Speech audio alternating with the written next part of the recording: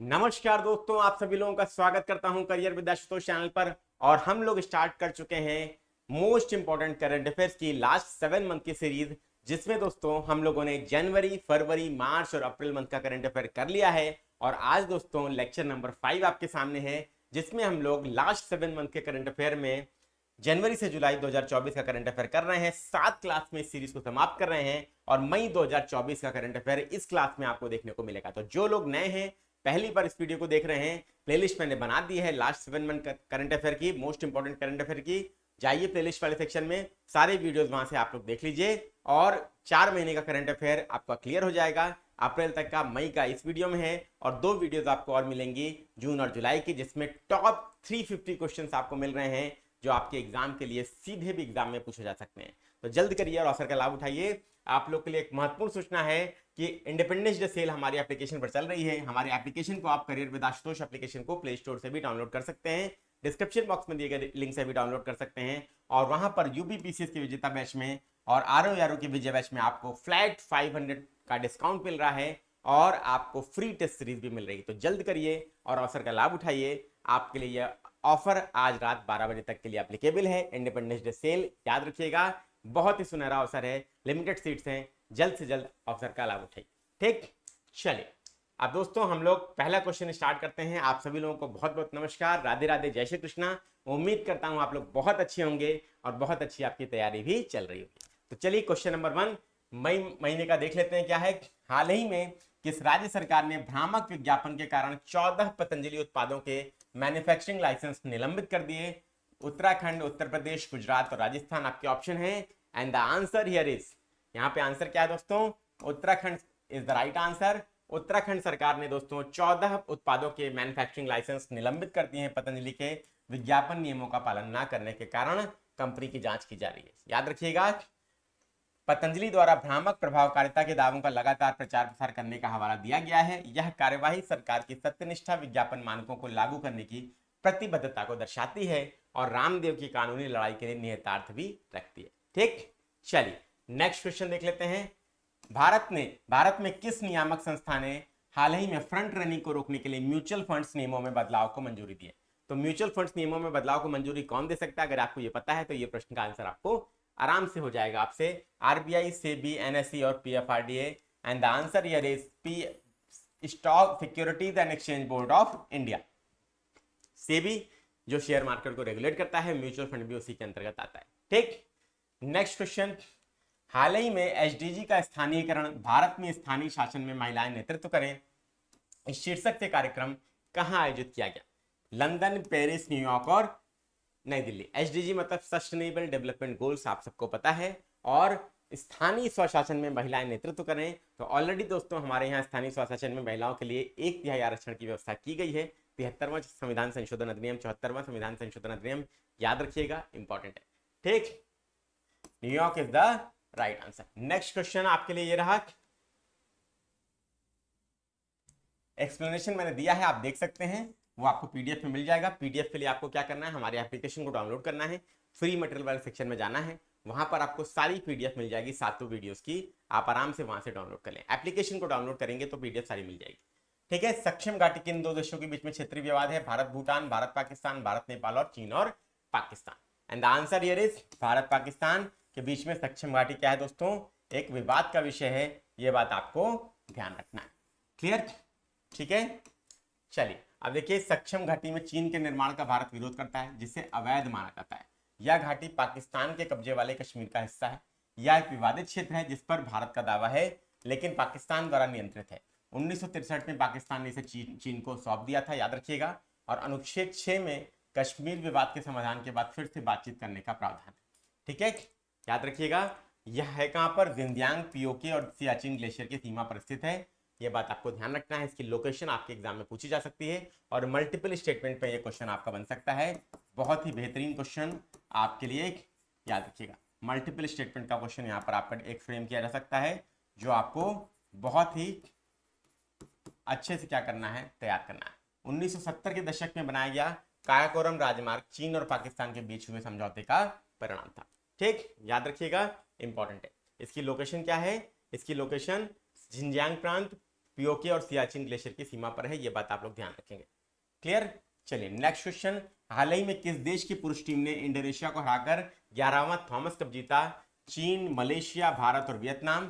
किसने जीता Thomas cup, आपको बताना है, फटाफट से बताइए। यहां पर दोस्तों राइट आंसर क्या होगा? चीन इज द राइट आंसर। पुरुष टीम ने इंडोनेशिया को हराकर 11वां थॉमस कप जीता चीन के, ठीक है, याद रखिएगा।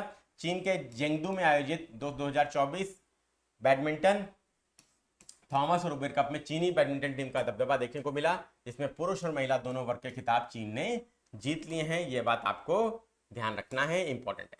क्लियर। चलिए नेक्स्ट क्वेश्चन, हाल ही में समाचारों में रहे मुल्ला पेरियार बांध विवाद से कौन से राज्य संबंधित हैं? केरल, तमिलनाडु, राजस्थान, गुजरात, बिहार, झारखंड और तेलंगाना और आंध्र प्रदेश। तो मुल्ला पेरियार बांध विवाद से कौन से राज्य संबंधित हैं, याद रखिएगा, इंपॉर्टेंट है। और इंपॉर्टेंट है केरल और Tamil Nadu is the right answer, ठीक, याद रखिएगा। तमिलनाडु ने सुप्रीम कोर्ट में केरल पर मुल्ला पेरियार बांध के रखरखाव में बाधा डालने का आरोप लगाया है, साथ ही सुरक्षा संबंधी चिंताएं भी जताई हैं। केरल कथित तौर पर नियमित रखरखाव में महीनों से लेकर 1 साल से भी ज्यादा देरी करता है। तमिलनाडु ने छोटे और मुख्य बांधों पर मजबूती के काम को पूरा करने के लिए कोर्ट से हस्तक्षेप करने की मांग की है, जिसमें 15 पेड़ों को काटने की अनुमति मांगी गई है, याद रखिएगा, इंपॉर्टेंट, ठीक। अब 1880 के दशक में बना यह बांध पेरियार नदी को तमिलनाडु की ओर मोड़ता है, ठीक है, पेरियार नदी को तमिलनाडु की ओर मोड़ता है, याद रखिएगा, इंपॉर्टेंट, ठीक। क्लियर। नदी जल विवाद से संबंधित है, आप लोग याद रखिएगा। हाल ही में किस संस्थान ने लक्ष्मी सागर में प्रवाल विरंजन का अध्ययन किया? कोरल ब्लीच पर प्रवाल विरंजन का अध्ययन किसने किया दोस्तों? लक्षद्वीप सागर में, तो आईआईटी कानपुर, ठीक है, आईसीएआर केंद्रीय समुद्री मत्स्य अनुसंधान संस्थान, राष्ट्रीय समुद्र विज्ञान संस्थान और समुद्र जैविक प्रयोगशाला। And the answer here is ICAR केंद्रीय समुद्री मत्स्य अनुसंधान संस्थान is the right answer. Clear. Next question, हाल ही में समाचारों में रही लाल गिलहरी का प्राथमिक निवास स्थान क्या है? उष्णकटिबंधीय वर्षावन, रेगिस्तानी क्षेत्र, शंकुधारी वन और घास के मैदान। बताइए दोस्तों राइट आंसर क्या होगा? सभी दोस्तों के आंसर आने चाहिए। And the answer here is लाल गिलहरी का प्राथमिक निवास स्थान क्या है? शंकुधारी वन है, याद रखिएगा, वेरी वेरी इंपॉर्टेंट, आपको एग्जाम के दृष्टिकोण से ये चीज ध्यान रखनी है। नेक्स्ट क्वेश्चन, हाल ही में खबरों में रहा कोलाइन क्या है दोस्तों? पोषक तत्व, कीटनाशक, वायरस और आक्रामक पौधा। तो इसका डिटेल एक्सप्लेनेशन मैंने दोस्तों आपको लिख के दिया है, आपको मिल जाएगा, आप लोग उसको पढ़ लें, उससे मल्टीपल स्टेटमेंट वाले क्वेश्चन मिल जाएंगे। लेकिन मैं इसलिए आपको क्वेश्चन आंसर करा रहा हूं, क्यों? क्योंकि आपका वीडियो का ड्यूरेशन कम रहेगा, तो आपके लिए आसान होगा तैयार करना, ठीक। पोषक तत्व इज द राइट आंसर, ठीक है। हाल ही में समाचारों में देखा गया फ्यूसोबैक्टीरियम न्यूक्लिक एटम बैक्टीरिया मुख्य रूप से मानव शरीर के किस भाग में पाया जाता है? फ्यूसोबैक्टीरियम न्यूक्लिएटम बैक्टीरिया मुख्य रूप से मानव शरीर के किस भाग में पाया जाता है? हृदय, मस्तिष्क, मुंह और फेफड़ा। तो याद रखिएगा, ये बैक्टीरिया मनुष्य के मुंह में दोस्तों आपका क्या होता है? पाया जाता है। हाल ही में समाचारों में उल्लिखित कार्बन फार्मिंग का प्राथमिक लक्ष्य क्या है दोस्तों?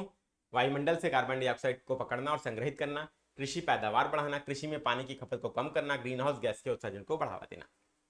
आप सबको पता होगा कार्बन फार्मिंग ये एक नया कंसेप्ट है, और इसके अंतर्गत दोस्तों हमारा प्राथमिक लक्ष्य होता है वायुमंडल से कार्बन डाइऑक्साइड को पकड़ना और संग्रहित करना, ठीक।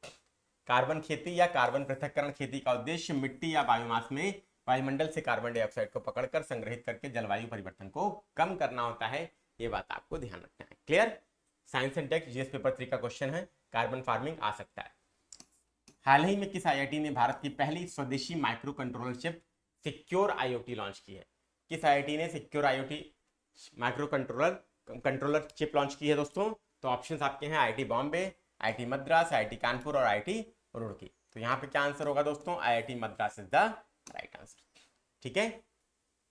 नेक्स्ट क्वेश्चन, हाल ही में खबरों में रहा स्पेक्ट्रार्जी। स्पेक्ट्रार्जी क्या है दोस्तों? तो स्पेक्ट्रार्जी दोस्तों आपको बताना है परमाणु ऊर्जा से चलने वाली पनडुब्बी, नई खोजी गई समुद्री प्रजातियां, सिंथेटिक ओपियोइड दवा और अंतरिक्ष वेधशाला। And the answer here is अंतरिक्ष वेधशाला। नेक्स्ट क्वेश्चन, हाल ही में भारत और ऑस्ट्रेलिया के बीच पहली संयुक्त समिति बैठक कहां आयोजित की गई? कैनबरा, नई दिल्ली, मेलबर्न और चेन्नई। आप सभी लोग बताएंगे इसका राइट आंसर क्या है दोस्तों, फटाफट से बता दीजिए।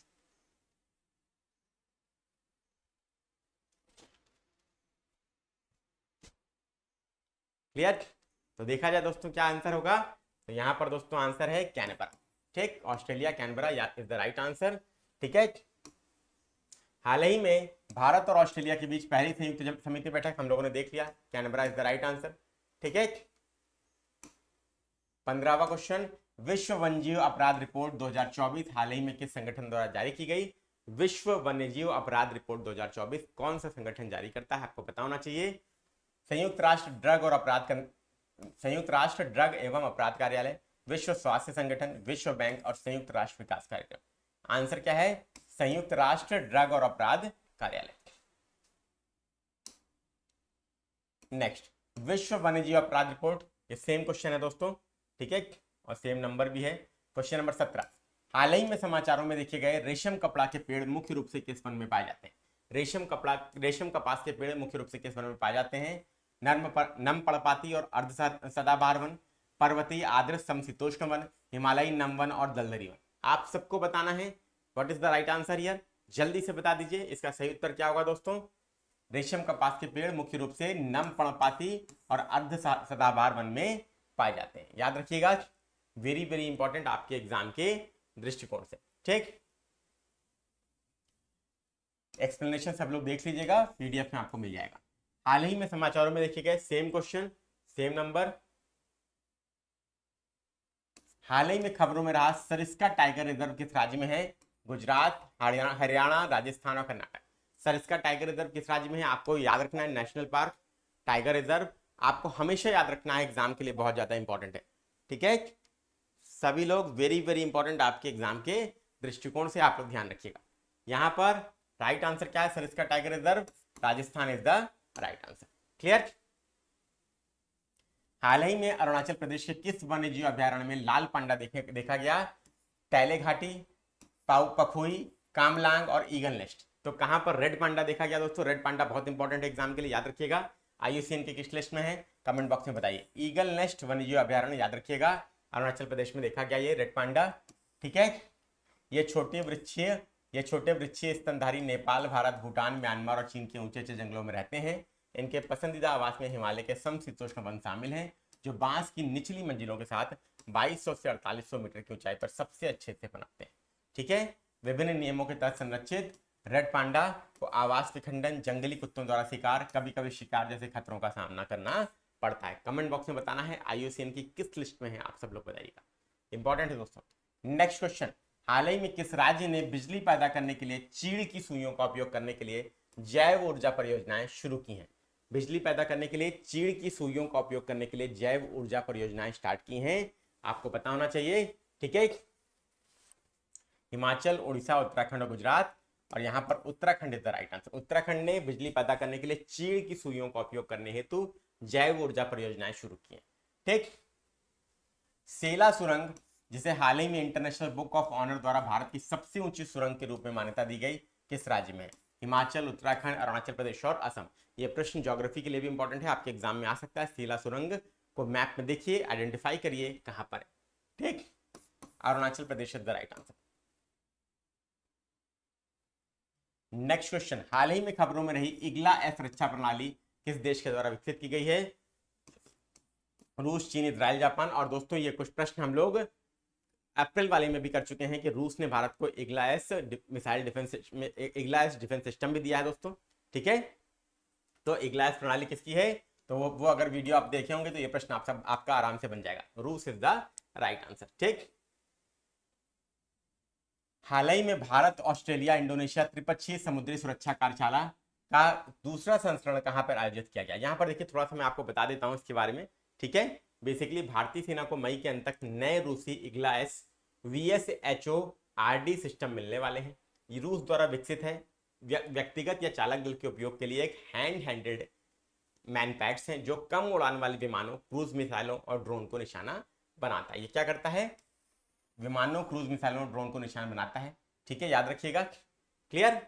और 500 मीटर से 6 किलोमीटर की रेंज और 3.5 किलोमीटर की ऊंचाई क्षमता के साथ यह भारत की वायु रक्षा को बढ़ाता है, जो पहाड़ी क्षेत्रों में महत्वपूर्ण रोल निभाएगा, याद रखिएगा। ठीक, next question, Bharat, Australia, Indonesia त्रिपक्षीय समुद्री सुरक्षा कार्यशाला का दूसरा संस्करण कहाँ आयोजित किया गया? कोच्चि, चेन्नई, वाराणसी और Bengaluru. And the answer here is Kochi. ठीक है, याद रखिएगा, वेरी इंपॉर्टेंट आपके एग्जाम के दृष्टिकोण से। इसका उद्देश्य क्या था? इसका उद्देश्य नोट कर लीजिए, कार्यशाला का उद्देश्य हिंद महासागर क्षेत्र में वर्तमान समुद्री खतरों से निपटने के लिए सहयोग को बढ़ावा देना। क्लियर है, ध्यान रखिएगा। इसका थीम भी देख लीजिए दोस्तों। थीम इसका क्या है, विषय क्या है? हिंद महासागर क्षेत्र, क्षेत्रीय समुद्री सुरक्षा को बढ़ाने के लिए सहयोगात्मक प्रयास। ठीक है, 15 से 17 मई को आयोजित किया गया। आईएनएस द्रोणाचार्य कोच्चि, भारत में आयोजित किया गया। क्लियर? चलिए नेक्स्ट क्वेश्चन, हाल ही में खबरों में रहा मपुमलांगा प्रांत किस देश में स्थित है? मपुमलांगा प्रांत किस देश में स्थित है? जापान, कनाडा, चीन और दक्षिण अफ्रीका। यह प्रश्न आपके लिए बहुत इंपॉर्टेंट है। एक्सप्लेनेशंस आर ऑलवेज गिवन, याद रखिएगा, उसको जरूर पढ़ लीजिएगा, उससे भी सीधे प्रश्न आपके मल्टीपल स्टेटमेंट वाले बन सकते हैं। ठीक, तो यहां पर दक्षिण Africa is the right answer. ठीक है, राष्ट्रीय लुप्त प्राय प्रजाति दिवस 2024 का विषय क्या है? सीमाओं के बिना वन्य जीवन, पारिस्थितिकी तंत्र की बहाली के लिए प्रमुख प्रजातियों को पुनः प्राप्त करना, प्रजातियों को बचाने का जश्न मनाना और पृथ्वी पर सभी जीवन को बनाए रखना। And the answer here will be, क्या आंसर होगा दोस्तों? देखा जाए तो आंसर क्या है? प्रजातियों को बचाने का जश्न मनाना। ठीक है, प्रजातियों को बचाने का जश्न मनाना दोस्तों इसका उद्देश्य है, याद रखिएगा, राष्ट्रीय लुप्त प्राय प्रजाति दिवस 2024 का। क्लियर? अच्छा, कब मनाया जाएगा? 2024 में 17 मई को मनाया जाएगा। लुप्त प्राय प्रजातियों की सुरक्षा के महत्व पर प्रकाश डालता है, याद रखिएगा, इंपॉर्टेंट है आपके एग्जाम के दृष्टिकोण से। ठीक, वेरी वेरी इंपॉर्टेंट आपके एग्जाम के लिए। नेक्स्ट, हाल ही में समाचारों में रही राष्ट्रीय बचत प्रमाण पत्र एनएससी योजना का प्राथमिक उद्देश्य क्या है? उच्च आय वाले निवेशकों को निवेश के लिए प्रोत्साहित करना, निम्न से मध्यम आय वाले निवेशकों के लिए बचत विकल्प प्रदान करना और कर लाभ प्रदान करना, कॉर्पोरेट निवेश का समर्थन और विदेशी निवेश को प्रोत्साहित करना। आप सबको बताना होगा दोस्तों यहाँ पर इसका राइट आंसर क्या है, फटाफट से बता दीजिए। फटाफट से देखिए, इसका आंसर क्या है? निम्न से मध्यम आय वाले निवेशकों के लिए बचत विकल्प प्रदान करना और कर लाभ प्रदान करना। ये आपका क्या है दोस्तों?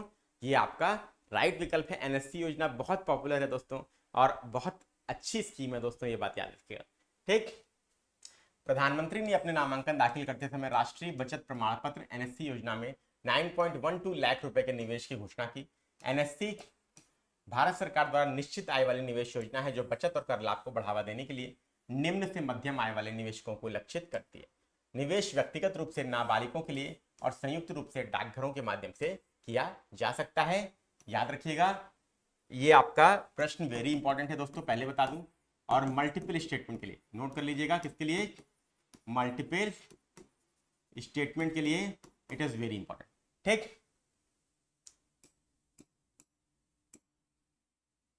हाल ही में किस संगठन ने वाटर फॉर शेयर्ड प्रॉस्पेरिटी शीर्षक से रिपोर्ट जारी की? WHO, UNEP, विश्व बैंक और IMF।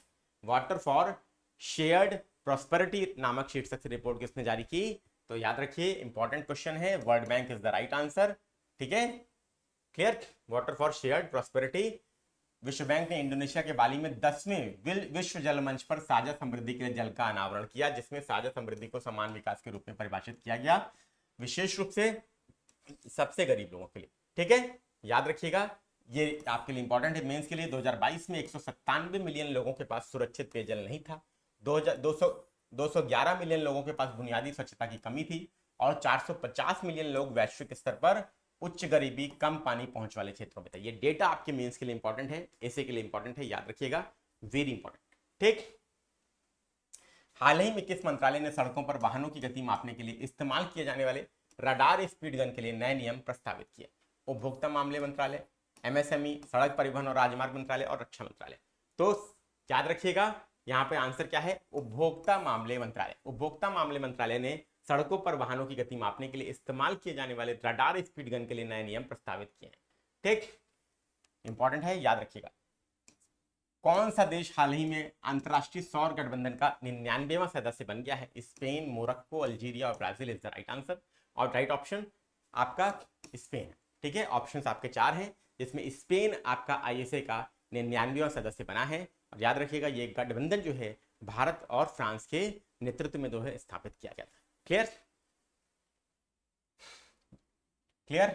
नई दिल्ली में राजदूत जोस मारिया रियादो ने संयुक्त सचिव अभिषेक सिंह को अनुसमर्थन सौंपा। 2015 में कोप 21 के दौरान भारत और फ्रांस द्वारा स्थापित आईएसए का उद्देश्य जलवायु परिवर्तन से निपटने के लिए सदस्य देशों में सौर ऊर्जा परियोजनाओं को बढ़ावा देना, ऊर्जा पहुंच और सुरक्षा और संक्रमण को बढ़ाना है। याद रखिएगा 2015 में कोप 21 समिट हुई थी और वहां पर दोस्तों आईएसए की स्थापना हुई थी। भारत और फ्रांस इसके क्या है दोस्तों, को फाउंडर थे, मतलब फाउंडिंग मेंबर्स हैं जिन्होंने क्या किया था, इसका स्थापना किया था। क्लियर। उद्देश्य भी मैंने बता दिया, जलवायु परिवर्तन से निपटने के लिए सदस्य देशों में सौर ऊर्जा परिनियोजन को बढ़ावा देना, ऊर्जा पहुंच, सुरक्षा और संक्रमण को क्या करना है, बढ़ाना। क्लियर। मल्टीपल स्टेटमेंट का बहुत बेहतरीन क्वेश्चन बन सकता है। बौद्ध त्योहार सागा दावा हाल ही में किस राज्य में मनाया गया? सिक्किम, नागालैंड, असम और मणिपुर। ठीक, वेरी इंपॉर्टेंट, कल्चर का बहुत अच्छा क्वेश्चन है। ठीक है, तो Sikkim is the right answer. Sikkim में बौद्ध त्योहार सागा दावा मनाया गया। ठीक, सिक्किम में 23 मई 2023 को बुद्ध पूर्णिमा के साथ ट्रिपल ब्लेस्ड फेस्टिवल सागा दावा मनाया। यह पवित्र बौद्ध त्योहार बुद्ध शाक्य मुनि के जन्म, ज्ञान और परिनिर्वाण का प्रतीक है। तिब्बती बौद्ध कैलेंडर के चौथे महीने के 15वें दिन मनाया जाने वाला यह त्योहार सिक्किम के बौद्ध लोग भगवान बुद्ध के रूप में सिद्धार्थ गौतम के जीवन की इन महत्वपूर्ण घटनाओं का सम्मान करने के लिए मठों में प्रार्थना करते हैं। ठीक है, तो बौद्ध धर्म से रिलेटेड है, कल्चर का बहुत बेहतरीन क्वेश्चन बन सकता है, मल्टीपल स्टेटमेंट का याद रखिएगा। क्लियर। भारतीय नौसेना के किन जहाजों ने हाल ही में दक्षिण चीन सागर में भारतीय नौसेना के पूर्वी बेड़े की परिचालन तैनाती के हिस्से के रूप में मनीला फिलीपींस की अपनी यात्रा पूरी की? तो ये क्वेश्चन है आपका, इंपॉर्टेंट है। देखिए क्या ऑप्शन है, INS Vikrant, INS Shardul, INS Kesari, INS Delhi, शक्ति किल्टान, करंज, वेला और वागीर, सतपुड़ा, बेतवा और कोरा। तो चार विकल्प हैं दोस्तों। तो यहाँ पर आंसर क्या है, आईएनएस दिल्ली, शक्ति और आईएनएस किल्टान ने हाल ही में दक्षिण चीन सागर में भारतीय नौसेना के पूर्वी बेड़े की परिचालन तैनाती के हिस्से के रूप में मनीला फिलीपींस की अपनी यात्रा पूरी की है। दोस्तों याद रखिएगा, फिलीपींस का मनीला जो है, यहाँ पर दोस्तों एक्सक्लूसिव इकोनॉमिक जोन है फिलीपींस का, और उस पर दोस्तों चीन क्या करता है, अपना लगातार आधिपत्य जमाता है। ठीक, और हाल ही में स्क्वाड में भी फिलीपींस को शामिल किया गया है।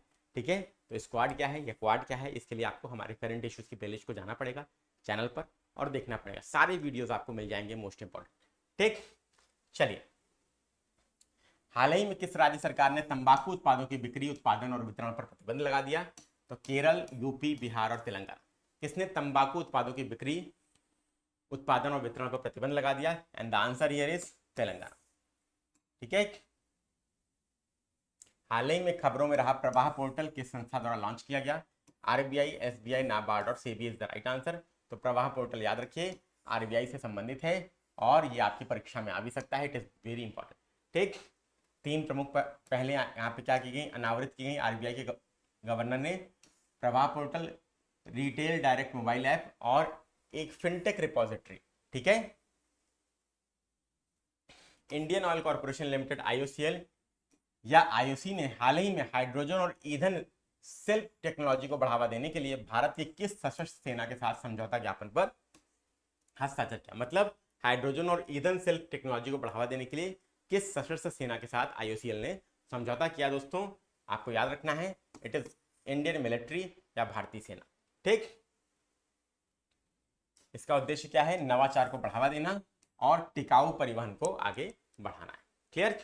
इसके अनुसार, रक्षा मंत्रालय के अनुसार सेना को हाइड्रोजन ईंधन सेल बस मिली जो इस सहयोग की शुरुआत है, जिसका उद्देश्य नवाचार को बढ़ावा देना और टिकाऊ परिवहन को आगे बढ़ाना है। ठीक, हाल ही में किस भारतीय शांति सैनिक को 2023 के लिए संयुक्त राष्ट्र सैन्य लिंग अधिवक्ता का पुरस्कार मिला? लक्ष्मी सहगल, राधिका सेन, सोफिया कुरैशी और प्रिया झिंगर। तो भारतीय शांति सैनिक को 2023 के लिए संयुक्त राष्ट्र सैन्य लिंग अधिवक्ता का पुरस्कार मिला, तो वो कौन है, आपको नाम बताना है दोस्तों। तो आपको ध्यान रखना है, Radhika Sen, major Radhika Sen is the right answer. ठीक, क्लियर है, मेजर राधिका सेन को यह अवार्ड दिया गया है, याद रखना है आप सभी लोगों को। क्लियर।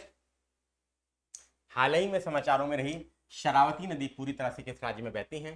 कर्नाटक, आंध्र प्रदेश, तमिलनाडु और Maharashtra. And the answer here is Karnataka, याद रखिएगा।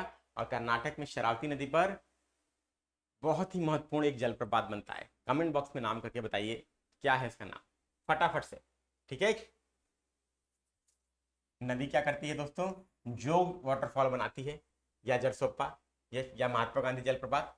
और 7 बांधों और 5 सुरंगों के साथ कर्नाटक की 40% जल विद्युत उत्पन्न करती है। याद रखिएगा, इंपॉर्टेंट है आपके एग्जाम के लिए।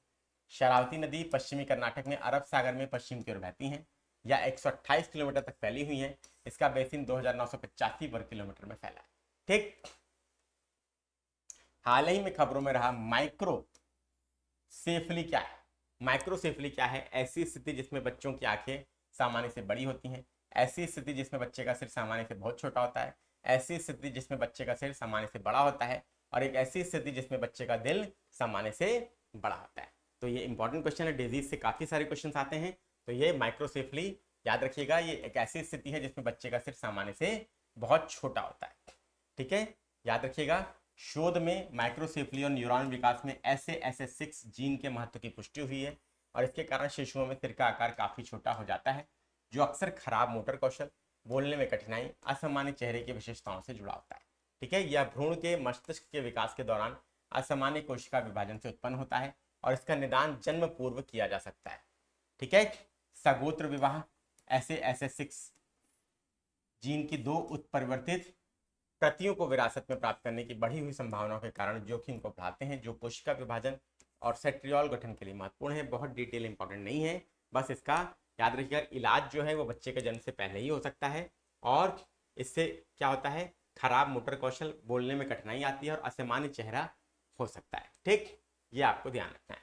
नेक्स्ट, हाल ही में किस राज्य के स्टेट टाइगर स्ट्राइक फोर्स ने छापेमारी के दौरान एक इगुआना और एक सम्राट बिच्छू को जब्त किया? यूपी, एमपी, हरियाणा और Bihar. And the answer here is MP. MP में स्टेट टाइगर स्ट्राइक फोर्स ने छापेमारी के दौरान एक इगुआना और एक सम्राट बिच्छू को जब्त किया। नोट कर लीजिएगा, इंपॉर्टेंट। ठीक है, अब ये देखिए आपका क्या है, दोनों प्रजातियां जो हैं WPA wild life protection act 1972 और साइट्स के परिशिष्ट 2 में है, जिसके लिए विशिष्ट परमिट की आवश्यकता होती है। जानवरों को कमला नेहरू प्राणी संग्रहालय में रखा गया। नए नियमों के अनुसार 31 अगस्त 2024 तक साइट्स सूचीबद्ध जानवरों का ऑनलाइन पंजीकरण आवश्यक है। याद रखिएगा, इंपॉर्टेंट है आपके एग्जाम के लिए। ठीक, किस पर्वतारोही ने हाल ही में एक मौसम में 2 बार माउंट एवरेस्ट और माउंट लोत्से पर चढ़ने वाले पहले व्यक्ति बनकर इतिहास रच दिया? तो याद रखिए, सत्यदीप गुप्ता इनका नाम है और एक ही मौसम में माउंट एवरेस्ट और माउंट लोत्से पर ये 2 बार चढ़ने का उन्होंने क्या किया है, रिकॉर्ड बनाया है। ठीक, क्लियर है? क्या उन्होंने माउंट एवरेस्ट से लेकर माउंट लोत्से तक सबसे तेज यात्रा का रिकॉर्ड भी बनाया, 11 घंटे 15 मिनट में से पूरा किया। ठीक है, याद रखिएगा, गुप्ता ने 21 मई को माउंट एवरेस्ट और उसके बाद 22 मई को माउंट लोत्से पर चढ़ाई की, जो एक ही मौसम में पहली दोहरी चढ़ाई थी। इसको नोट कर लीजिएगा।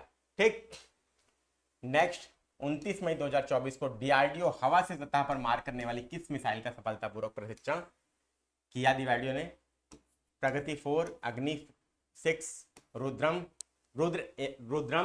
2 और प्रलय 2। तो 29 मई 2024 को DRDO ने किस मिसाइल का सफलतापूर्वक परीक्षण किया? बहुत इंपॉर्टेंट है, न्यूज में था। तो यहाँ पे आंसर है रुद्रम 2। ठीक है, ये हवा से सतह पर मार करने वाली क्या है, ये मिसाइल है। ये बात आप लोग याद रखेंगे। ठीक,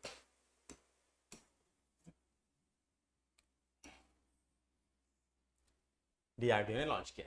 हाल ही में 6 नाटो देशों ने किस देश के साथ अपनी सीमाओं पर एकीकृत ड्रोन दीवार रक्षा प्रणाली बनाने पर सहमति व्यक्त की है? तो 6 नाटो कंट्रीज हैं।